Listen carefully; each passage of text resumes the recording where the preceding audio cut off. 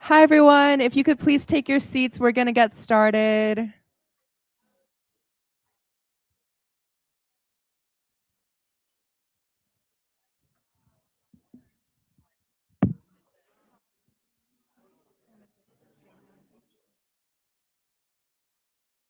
All right. So, hello, everyone.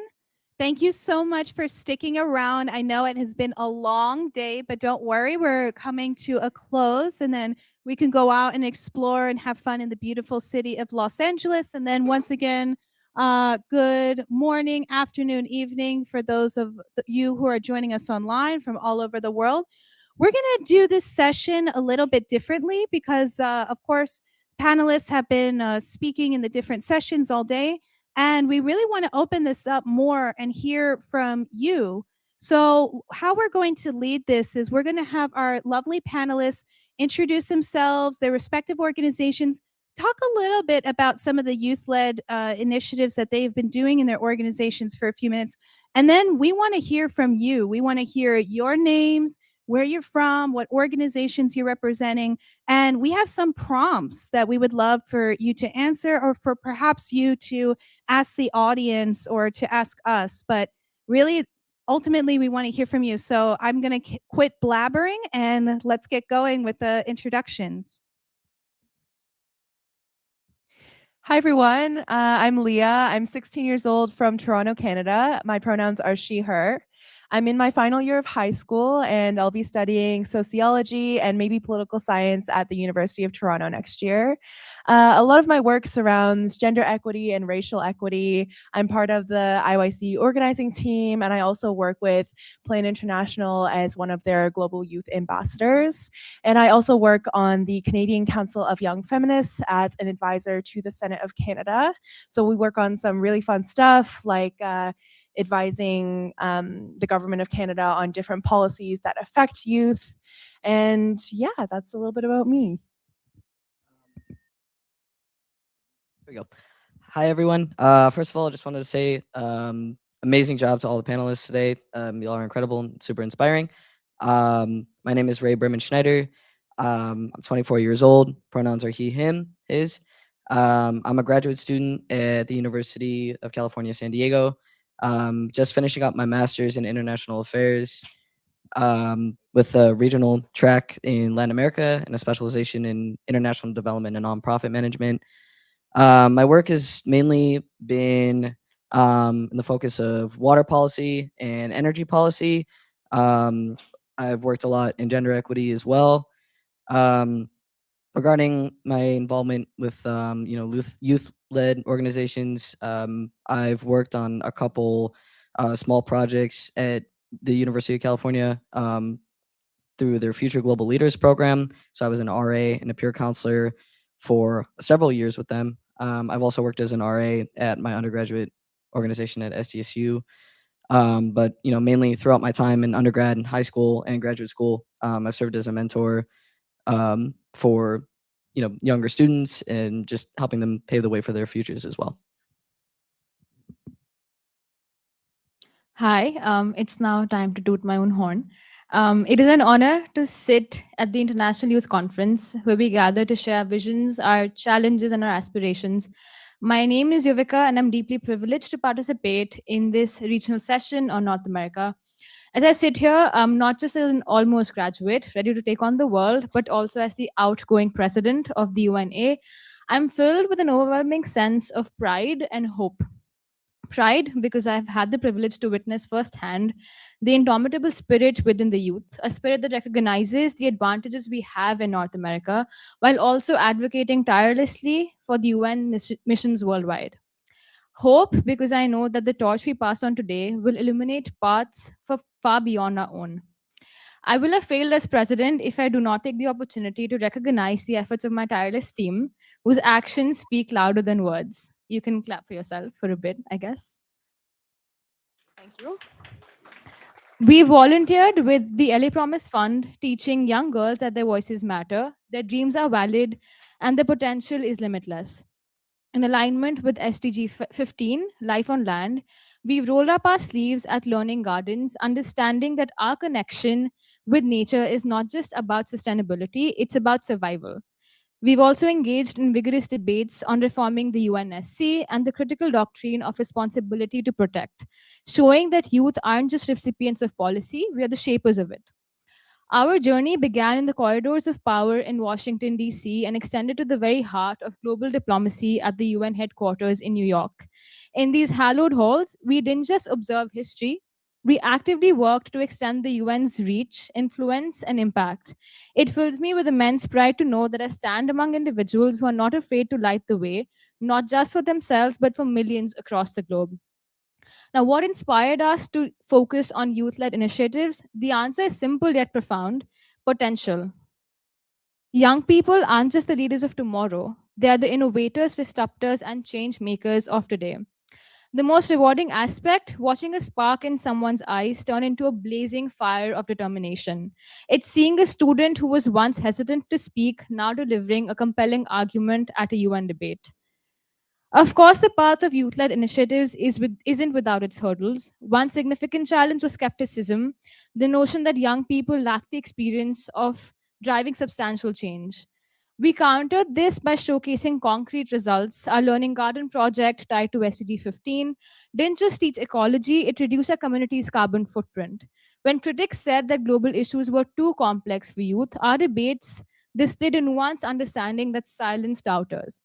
But how do we engage motivated young people to take leadership roles? By showing them that leadership isn't about titles, it's about impact. We mentor, but more importantly, we listen. We provide platforms, be it a community project, a global summit, or a UN assembly, where their ideas don't just echo, they resonate. We celebrate every victory, no matter how small, because in the tapestry of change, every thread matters. To those who will follow in our footsteps, the corridors of the UN, the expanse of learning gardens, and the intensity of debate halls, these aren't just spaces. They're canvases waiting for your vision, stages set for your voice. You're not here to fill quotas or tick boxes. You're here to challenge norms, redefine boundaries, and yes, to light the way. As I reflect on our journey from Washington to New York, from classmates to the UN floor, I'm reminded that leadership isn't about the positions that we hold, it's about the paths we illuminate. We have lit torches in the realms of education, sustainability, and global governance. And now, as I pass this torch to you, I do so with certainty that you won't just carry it, you will make it burn brighter, and you will light ways that we haven't even imagined. Thank you. Thank you so much to our wonderful panelists, Leah, Ray, and Yuvika. And now we would like to open this up to you. And I am hoping that from hearing from our panelists' experiences and about their different initiatives and their different organizations, it has kind of helped you to think a little bit about what you have done in your youth-led initiatives. So at this moment, please raise your hand if you would like to introduce yourself, what organization or school you're affiliated with, and what are some youth-led initiatives that you have been working on. So I saw right away that you had raised your hand. So yes, the floor is yours. And I would also like to invite our panelists to comment on what our attendees have been sharing. Thank you. Hi, everybody. My name is Kennedy Verrett. I am from the School of Global Policy and Strategy at UC San Diego. My question is pretty general for the panelists. I'm wondering, is there a challenge that you have had in your career thus far, and how did that encourage you going forward?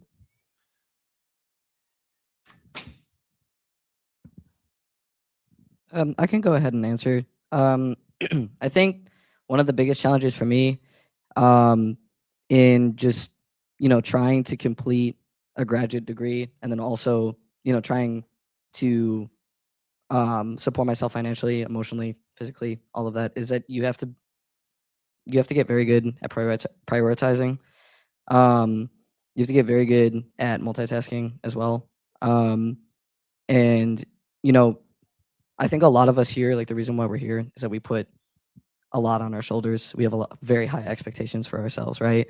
And like just listening to the panelists today and being in y'all's presence, having the chance to discuss with all of you, I definitely felt imposter syndrome as well. I know, again, I'm one of the older individuals on this panel. I've had a chance to talk with so many people in various sectors of, the international field. So I think one of the biggest challenges you have to overcome is an emotional one, right? It's understanding that you deserve to be here, you're meant to be here, and you're doing incredible work, each and every one of you. And I think once you get through that emotional hurdle and you start, putting your foot in the door, you start taking yourself out of your comfort zone, and putting yourself in, uncomfortable, albeit safe situations. The world is this is cliche, but the world is your oyster. There's so many opportunities out there. So basically, I was asked to do this on a whim. If you guys ever have an opportunity to do something like this and you have the chance to take it, like take it. It's these sort of opportunities open up so many other doors. So just realize that like you deserve to be here. I can also answer that question. Something I know that many of us face is definitely being underestimated, especially in policymaking spaces or in spaces where young people aren't the typical person that you see. And while being underestimated is definitely a challenge, it's also a tool that you can use. When I go into policymaking spaces or spaces where the people in the room don't necessarily look like me, I know that, and I know that this is an uncomfortable and not necessarily a just reality, but I know that I need to be the most prepared person in the room. I need to know that I'm going to be the most knowledgeable person in the room, because everybody in that room, they underestimate us. They think, oh, that person's not even old enough to vote. How can they be able to advise on our national policy or our international policy? So I would say, as a young person, as a person of color, as a woman, being underestimated in spaces, it's a challenge, it's a barrier, but it's also a tool that you can use. Bring your friends, bring your peers into these conversations so that you are not the odd one out. Bring people you know so that you are the dominant voice in these conversations and that you do not have to be underestimated. So I would say prepare, power is in numbers, and when you're coming into these spaces, come as a collaborative and come as a collective. I think I want to give this back to you though. Is there a particular problem that you have faced that we maybe have faced together and we can then answer or help you brainstorm as well?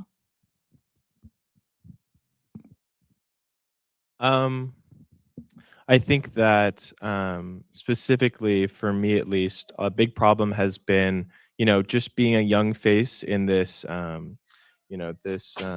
this place that we call international affairs, and so being underestimated, like a lot of the panelists just said, is definitely an issue and one that is hard to overlook for a lot of spaces. So, that question, comes out of a place of, just trying to understand how you and everyone in this room navigates that issue.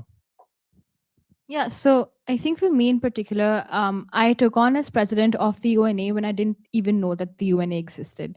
So the resources do exist. It's just about spending that extra bit of time understanding that where do I access these resources and who do I contact.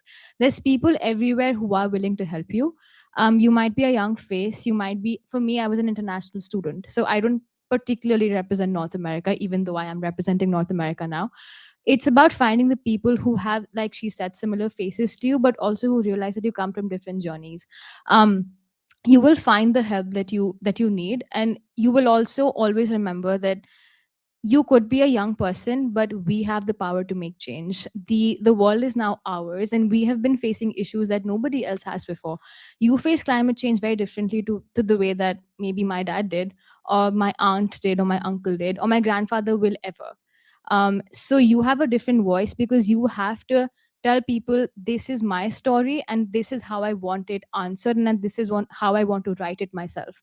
So when you go into the corridors of, say, the UN or organizations that look too big to enter, you have a voice.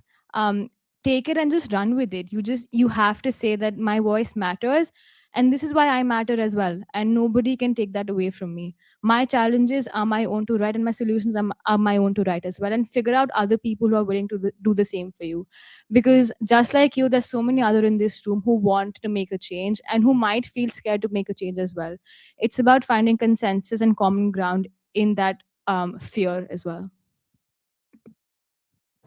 And if I could just jump in here, I think one thing that all young people need to remember is the value of yourself.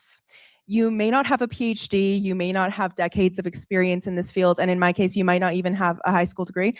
But you need to remember that you and your lived experiences hold innate value. As our keynote speaker earlier this morning said, the people that are closest to the problem have the best solutions to the problem. When you walk into a room, you might not know all the answers or all the technical terms, but you know what you've experienced, you know what you've lived, and you know what your peers have lived. And I say, don't forget that. That's something that is of utmost importance. Absolutely. Thank you so much to our panelists for those different insights. And thank you so much for the wonderful question and for everyone commenting and sharing their experiences. So again, we would like to give the floor if anybody would like to share, to perhaps share your name, your organization, or your school, and what are some youth-led initiatives that you have been enacting on or you would like to enact on to open up this conversation. Did you have a question? Sorry. Do I see a hand raised? Anybody eager to speak, or do I need to call on some familiar faces? Okay.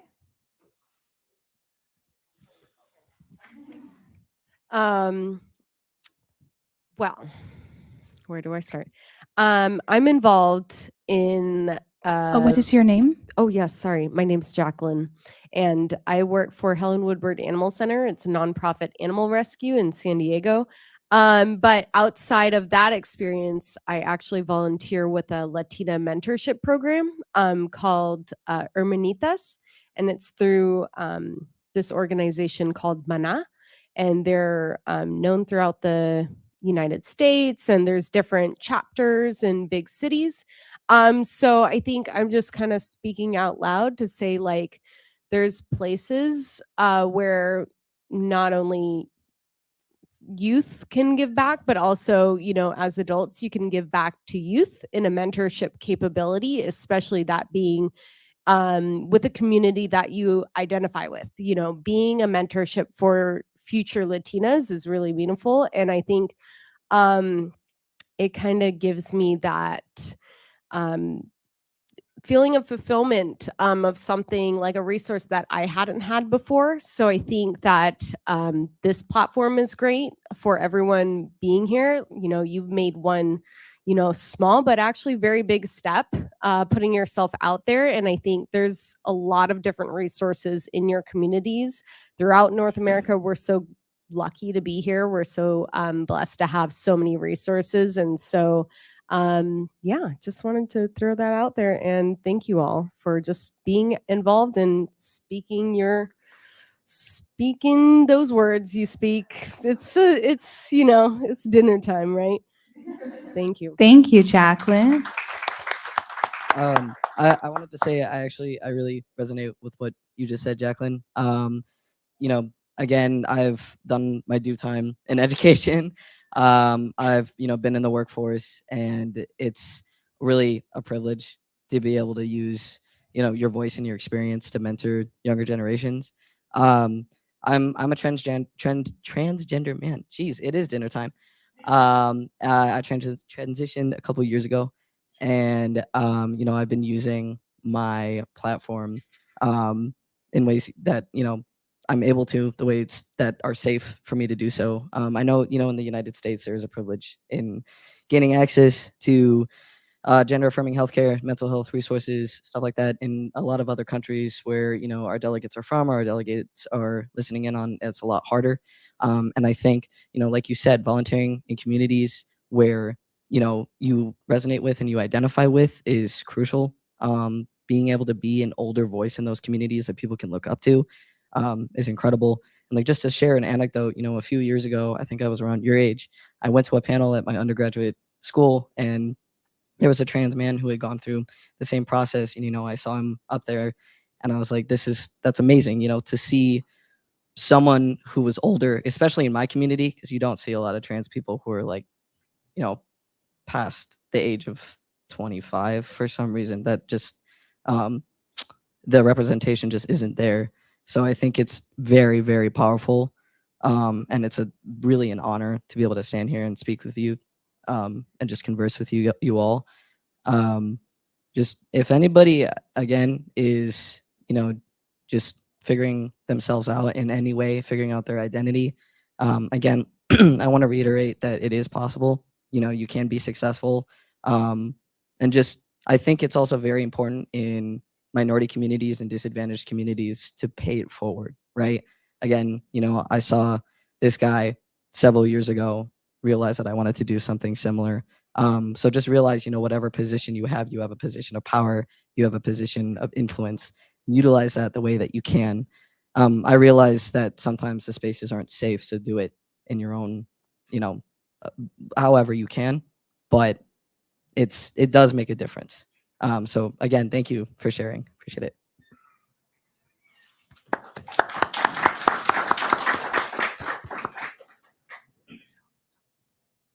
Hi, my name is Kara Vale, and I work for an organization called Yuvika. And part of one of my roles is that I get the opportunity to go into different classrooms in the community and do different workshops, diplomacy simulations, and encourage individuals to think globally, to think why what happens in the world affects them, particularly somebody living in Salt Lake City, Utah. But in a lot of my experiences, I really face a struggle when I'm communicating with some people who come from backgrounds who believe United Nations initiatives aren't friendly to them, or the organization as a whole might be not efficient or helpful. And so I really struggle sometimes to communicate how organizations such as this are applicable to them and how global issues are relevant to them, despite living in a little bubble of community. So what has your role been in these situations? How have you helped people in your community who maybe might not be members of your club or members of the people who have the same interests as you care about thinking globally and what that means for us? I can answer that. I do feel the way that you felt as well, because the UN seems like such a far-fetched place to be. They also talk about a lot of things in ways that don't really resonate with us, because we think of things very differently now. We think of AI, and most people at the UN are not thinking about AI.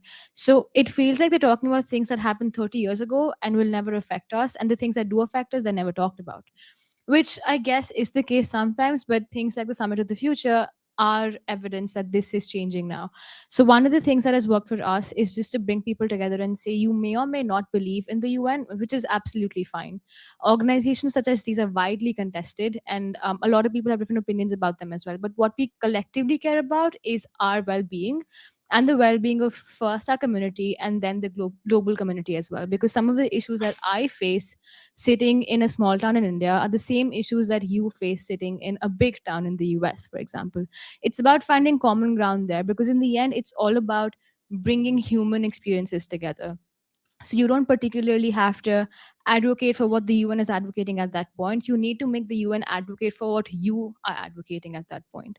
So it's about bringing people together and saying, let's have compassion, not for our own experiences, but for experience of other people as well, because they're facing some of the same issues that you are experiencing. Talking to people about the base level problems that they have, talking to people about the broader level problems that they have, and then figuring out a common thread that weaves every experience together what worked for us. That may or may not work for you, but we'd be more than happy to brainstorm things that work for you. But in the end, it's all about getting people together in a common experience of A, struggle, and then B, converting that struggle into power. It's a lot of emotions involved, but bringing people together in emotion always works.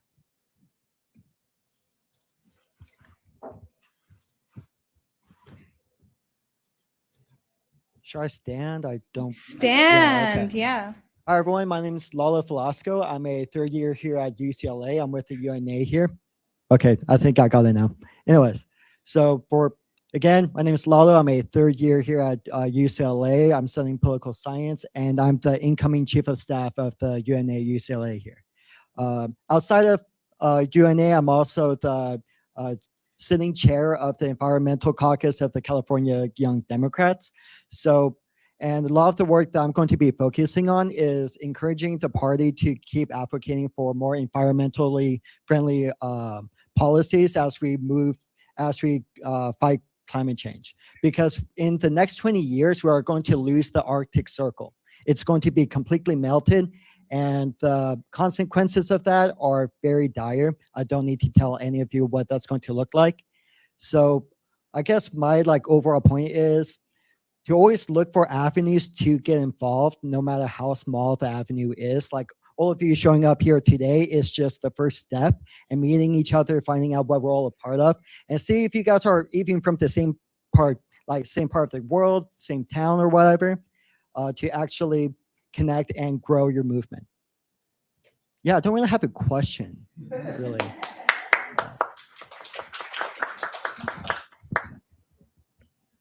To go off of what you were saying, and this is a question for the panelists, have you guys ever contributed in something that you perceived to be small that maybe had a big impact on someone else, or then transformed later in life into a bigger opportunity for yourself?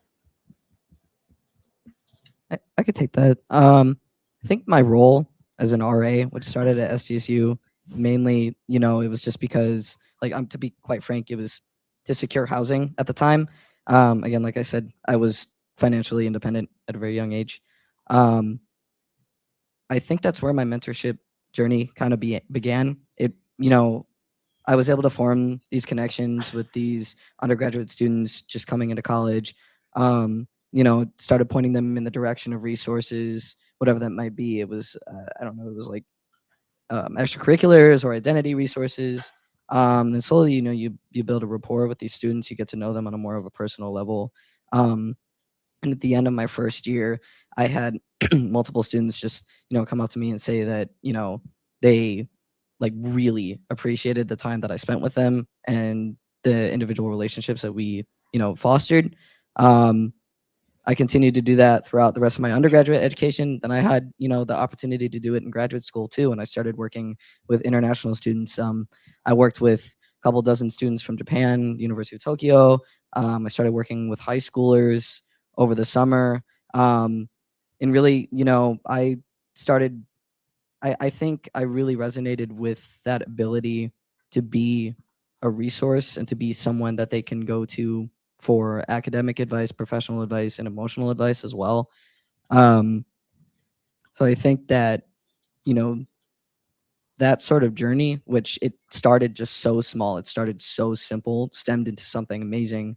And it's something that's stuck with me, regardless of my career path. I wanted to go to law school. I don't know how many of you wanted to go to law school and now we're in policy, right? I was doing some extra, I think I was in band at some point, but that mentorship stayed very consistent throughout my time. And I think that's, it's really special. So yeah, I don't know. Does anybody else? I can take that as well. And I know Emma has been wanting me to talk about this for as long as I've been here. But so one of the things that we, like you said, problems begin very small. You think of something that happens to one individual, and then you find individuals that have the same problems, like I was mentioning before. So one of the things that we have faced at UNA was a lot of people coming to me and saying we just don't have internships. We came at a time out of COVID where our adulthood started in ways that was extremely precarious. The economy was in a complete shamble, and people coming to me saying we want a job in policy, where policy was just not working. How do you make sure that you make that happen? And then we also had a lot of international students, and a lot of companies, particularly in the nonprofit sector, don't really sponsor international students for visas. That's been a major problem that we've always had. So for us, this looked like a simple way of having a career fair at UCLA, which is something that every other club on campus does as well. But what we did differently was saying we will not have any employer that does not sponsor international students. We want you to recognize that we do equal amounts of work as somebody else. We have the equal amount of compassion and the amount of talent, and we deserve the same amount of opportunities. So if you don't sponsor international students, that's absolutely fine. We just don't have a space for you at our school, because we have a lot of people who want those visas, but also want to actively contribute towards making the economy better. So that was just a small change that we did, but it had a profound impact in our a lot of our members getting internships that ended up then sponsoring them for visas as well.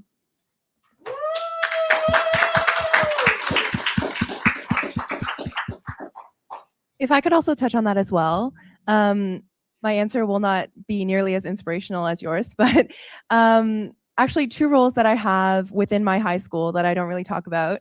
I'm currently the head of our Diversity, Equity, and Inclusion Council, as well as our Feminism for Change Club, and that's kind of where my advocacy journey started.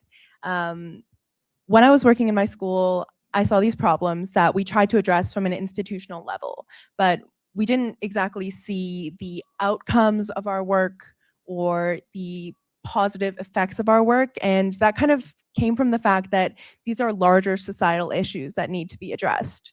And I think when you start your work on a local level, or even in your school, in your high school, in your university, you need to have people that believe in you. And something that I was really fortunate to have are some amazing teachers, mentors, and peers who believed that youth have the power to make a difference broader than our school or broader than our community, and actually make a difference on the international stage.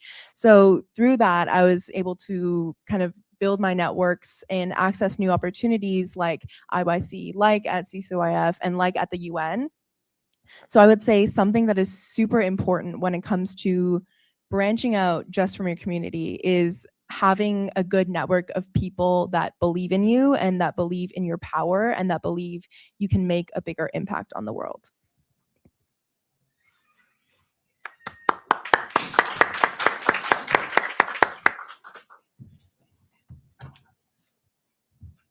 Hello everyone, I am Vidisha. I am from Nepal. I am one of the board members of Soka University, and it's really great being here with all of you guys. With Soka University, we talk a lot about like doing grassroots impact and like bringing a lot of youth-led programs and also collaborating with other organizations and individuals who have been professionals in the field that we inspire to be in. And like I think Emma has taught me this, and like I try to practice is if we feel like if we don't have something to give out, just go and ask for it. We always have something to give out. If we are talking to a professional and thinking like, oh, that's such a great organization, what can I even provide to them? They probably need a space. For example, like we have hosted 2 film screenings on our campus, really, really great movies. And that just started with we asking for it. So it's like really as simple as that. Another experience I really want to touch upon is my own experience being a project director. Last year summer, I'm from Nepal, and I really wanted to do something and give back to my community.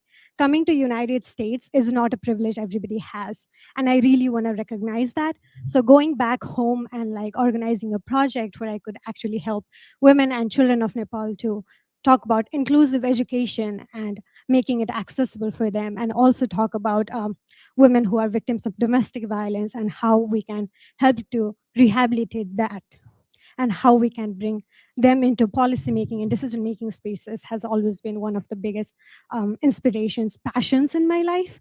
I started very small with wanting to do one session to later getting a grant from my university to go back home, collaborating with some of the organizations that like really bring passion within me, to collaborating with them and like successfully like finishing my project. It's been really great. But like all throughout this journey, I have always felt like maybe I just got it out of luck. I didn't deserve it. It's something that I told myself every single day. And mind you not, there are more people who will actually tell that you do not deserve it, especially being a person of color. You go to somebody in your school, and that person is somebody you really look up to, and then you go and have a meeting with them and they say that maybe you actually do not deserve it. And then I feel when somebody said that, like that really changed who I like, how I looked at myself, and I said like, no, I do deserve it. And like after that, I started slowly believing in the fact that if there's not a seat for you at the table, build your own chair. And I think that is something I have tried to live by every single day after that. Thank you. Yes.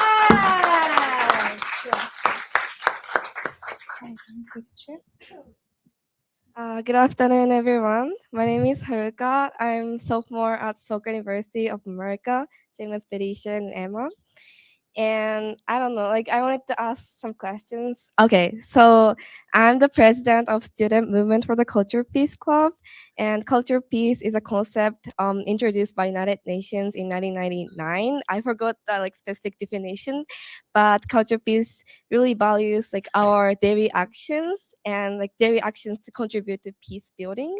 But I also recognize some criticisms that like my club is being more like idealistic and not too practical. Like we are not taking like practical actions.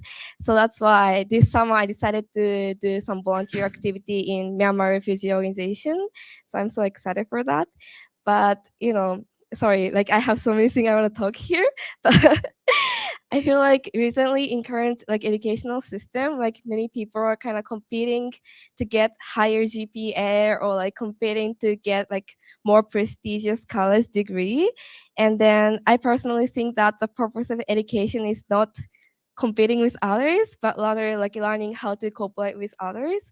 So I believe like the panelists and many people here today have like diverse experiences in like collaborating with youth and like making some like impacts in society. So I hope to like hear your experiences, like how did you make like impact on society like in collaborating with others. So could you hear that kind of like experiences? Yes.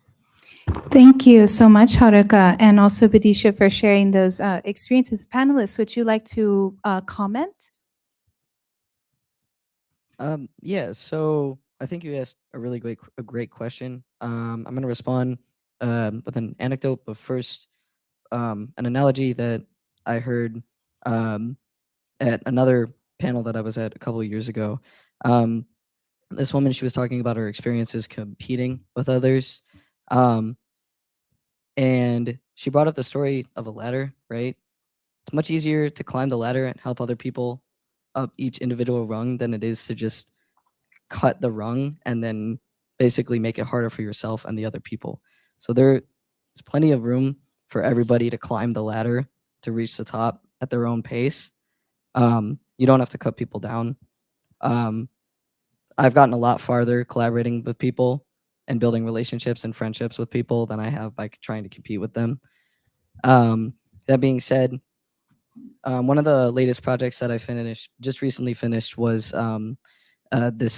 this program with a few universities in San Diego, University of California, San Diego, USD, CETIS Tijuana, and then STSU. So 2 of the universities I've attended.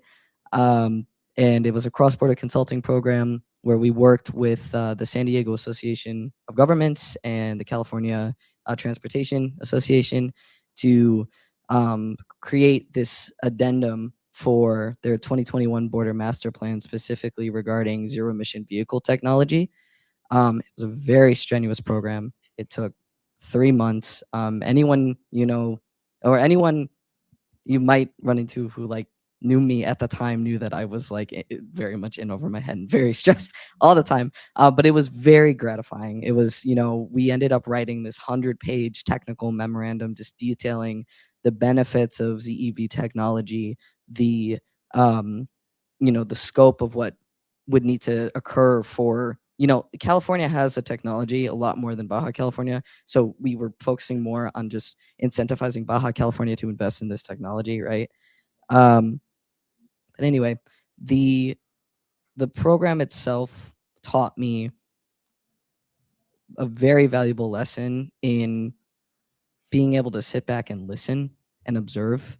I think a lot of us, we're here because we're problem solvers, and that's awesome. And I know we're really good at it, but sometimes it's very important to just sit back, listen, and hear other people's stories. So I think that's been one of the greatest lessons that I've gained from that program. Again, it was a very difficult program. We had a very tight deadline, and we were working with like multiple government organizations.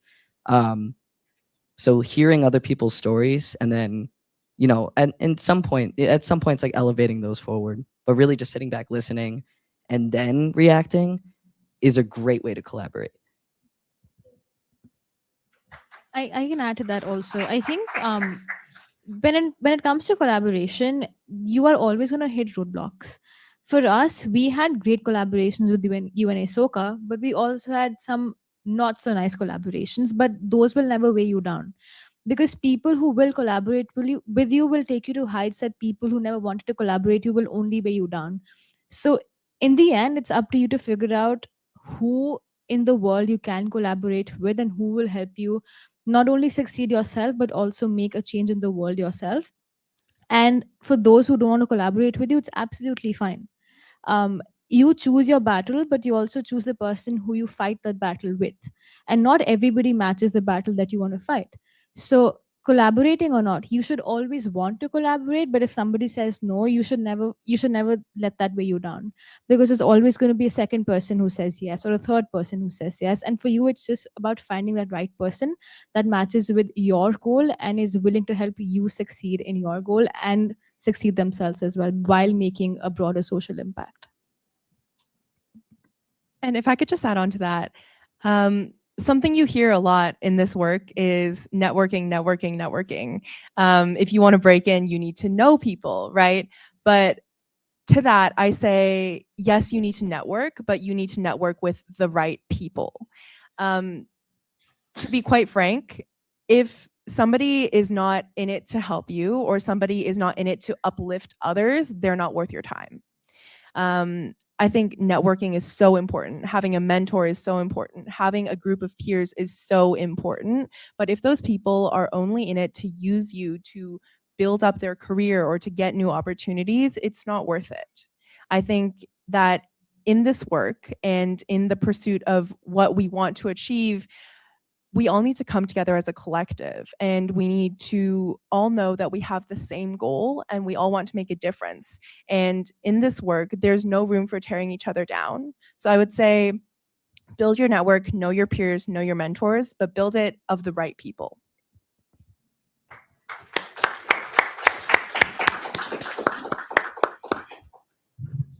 Hi everyone. I'm Carol. I'm from Brazil. I think some of you might already know me from earlier.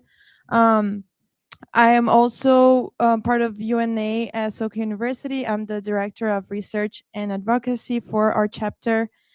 Just like listening to your very inspiring stories, some examples that I could think of from my own experience were first, when I was still in Brazil in high school, a problem that we were seeing in our community that unfortunately has happened to a much larger degree this past month were floods. And this past month, the floods that hit my home state were devastating. Many people were killed, and many more, like lots of families, they lost everything they had. Like their houses were completely taken by the water and the mud, and they are still in the process of rebuilding it. But it's, even though it's not to this extent, this is the floods are something that are very common in the south of Brazil. And so when I was still there, my friends and I, we created this nonprofit to help like raise funds and raise supplies for families that had lost their homes due to the floods. So we did like fundraising campaigns to get food for them, clothes, bedding, and toys for the kids. So that was something that was really rewarding for me to see those people, like their gratitude, and just like being able to help it, even if it was just a little bit after what they have been through. And then also I received a lot of help coming to the US. I wasn't fluent in English at all when I decided to apply to college in the US. And I'm really grateful that I received help from this organization called English 101. And they provided me not only with like classes and tutoring to take the TOEFL, the English proficiency test, to that like most colleges require, but they also paid for it for me because it was something that I couldn't afford. And so after I got into college and after a couple cycles, they invited me to come back as a tutor and as a teacher. And so I was able to sort of give back by helping other students pass those English tests as well, so they could like take one step further in that dream of them to come to the US. So those are just some of the projects that like I'm really proud of.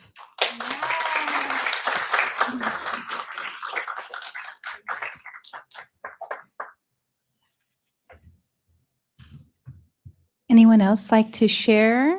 Thank you so much for sharing, Carol. Don't be shy. Otherwise, I may have to call on some familiar faces. But yeah, this is your time. If you would like to share your name, what you are affiliated with, what you have been doing for youth-led initiatives, we would love to hear from you. Can I pick someone? Yes. Pick someone. Pick someone. I think, Emma, we also have a couple prompts if you want to go to those Yeah. as well. Definitely.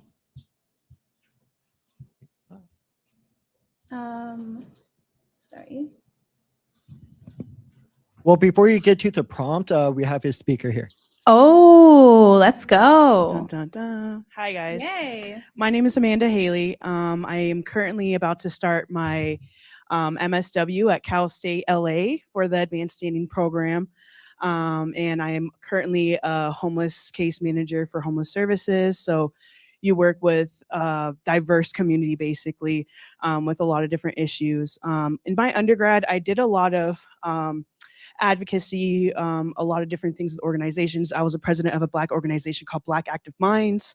I was also a youth advocate as well for Young Invincibles and had a chance to speak on the panel in Washington, D.C. So as a person who actually just moved back to California about 2 years ago, I want to know like your guys' opinions and on like how to get more like interactive going into my graduate degree. So just a little bit nervous. Like I know my undergraduate, I had so many different opportunities.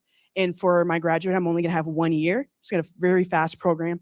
So just wanna know what your guys' opinions are and like even your insights on how it was to come to a new place and, you know, build yourself up in a new place. If I could just answer quickly. I'm 16. I'm a high school student. You can probably tell that I'm not necessarily qualified to be in some of these spaces. And I think something that is so important to remember is the worst thing that can happen to you is a rejection, and the worst thing that you can get is a no. I've applied to so many programs, so many opportunities where I knew I was not the ideal candidate. I knew that I did not necessarily have all the requirements. I didn't have an undergraduate degree or a master's degree. Just do it anyways. And I think something that is so important in this work is there are so many opportunities, but they're also so selective. So I would say, even if you have a short amount of time, even if you don't think you're qualified, just go for it. And I think it's just that easy that even if you have the smallest bit of thought that you could get it, there's a possibility. So just do it anyways. I'm also not qualified to answer anything about whatever happens after a bachelor's degree. I'm still figuring it out. But I do know what it feels like to be in a completely different place from what you've known. I'll share something about myself. I was an extremely introverted kid. And I grew up in a very, very small town in India, something that you might not even heard of. But when I came here, I had imposter syndrome the first day I was here. I didn't think I belong. And similar to what she said, I felt like everything was just because I was lucky. But there's only so many times that you can be lucky as well, because your luck will run out. So when is that time that you realize that it's maybe not luck, it's maybe just me? It's figuring out that right time for yourself. And the way that you have imposter syndrome overcome is just knowing that you do belong. Because out of 10,000 people in the world, why are you lucky? Why is nobody else lucky the same way as you are? Because you worked for it and you deserve to be wherever you're going. And the second thing that I think has worked for me is when you're starting off at a new place, nobody knows you. All that you did in wherever you're from, or all that you did prior to being at that place is something you've left behind. You've taken the learnings, you've taken maybe the people, but all your faults, all your mistakes, everything that you maybe did wrong is now in the past. So you have this blank slate that you can write whatever you want with. So take this opportunity to say, this is the person I want to be for the next 3 years of my life. That doesn't have to be the person that you be constantly. You can, the great thing about change is that you get to decide how that change works for you. And if it's something that doesn't work for you, the 3 years are over. You can change yourself all over again. So it's about finding the right people who are willing to walk on this path with you, of knowing that you're a completely different person, I'm a different person, we're all figuring it out together. Let's come and figure this out together, the two of us. So find the right people to surround yourself with. Know that you are the sum total of the 5 people that you surround yourself with. So figure out who those 5 people are. Who are the people that you connect with emotionally, mentally, socially, professionally as well. Figure out a mentor for yourself as well. You have to know somebody who is doing what you're doing, and then cling on to them. Ask for advice on life, ask for advice on what you're doing, what you should not be doing. You don't have to do the same things that they did, absolutely not, but that's just something that they've already done, and you know what you can and can't do, right? And I know a lot of people have been saying here as well, you have to find the right people, but it's so hard to find people.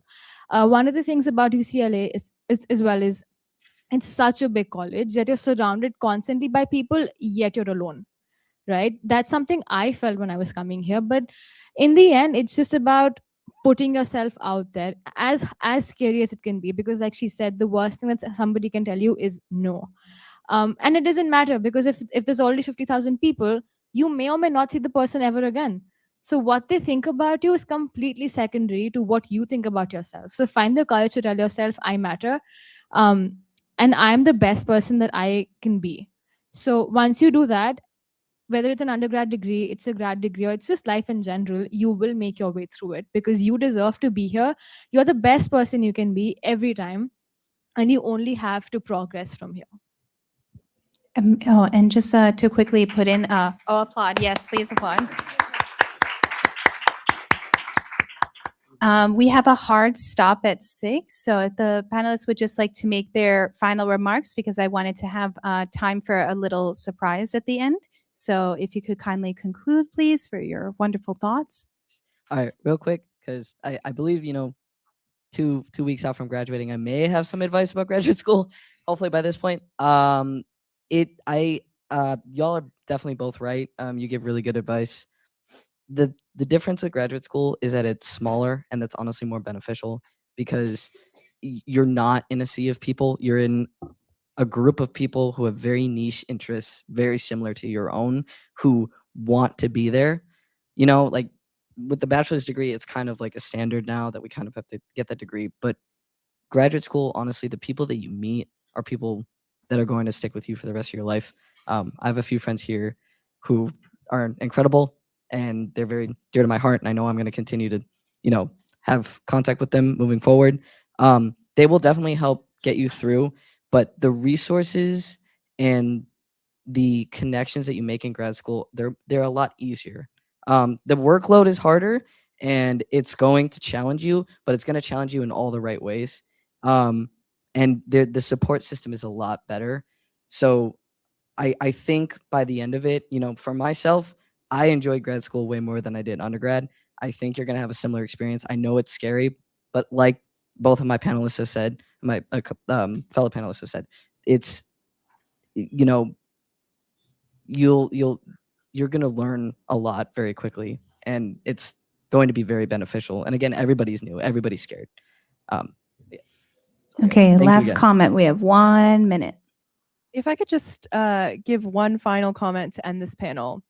I think something that is so important in this work is not forgetting your worth. As youth advocates, as youth activists, we give up so much of ourselves in the pursuit of social change, in the pursuit of social justice, and in the pursuit to just be heard and have a seat at the table. And I just want to say, I don't think that any opportunity or any person or any network is worth giving up your self-worth or worth giving up your experiences. And something that is so important is remembering the things that you've done, remembering your successes and remembering your failures, and take that with you every single day, because that not only makes you a better candidate for different roles, but it makes you a better person. And I think that's so important. Thank you. Give it up for our wonderful panelists. Also, please give a round of applause for the amazing IYC team and organizers, for which none of this would be possible. Thank you for the attendees who are currently online, joining us from all over the world. And before I conclude this panel, I just wanted to give a shout out because we have a birthday girl in the audience. Please stand at this moment and join me in wishing Belvie from Cameroon a happy birthday. 1, 2, 3. Happy birthday to you, Velveeta. Happy birthday to you, Velveeta. Happy birthday, dear Velveeta. That's you. Happy birthday to you. Happy birthday. Thank you for joining us at IYC for your special day. And thank you all so much for joining. That now concludes our youth-led regional session on North America and our final session for this day of IYC.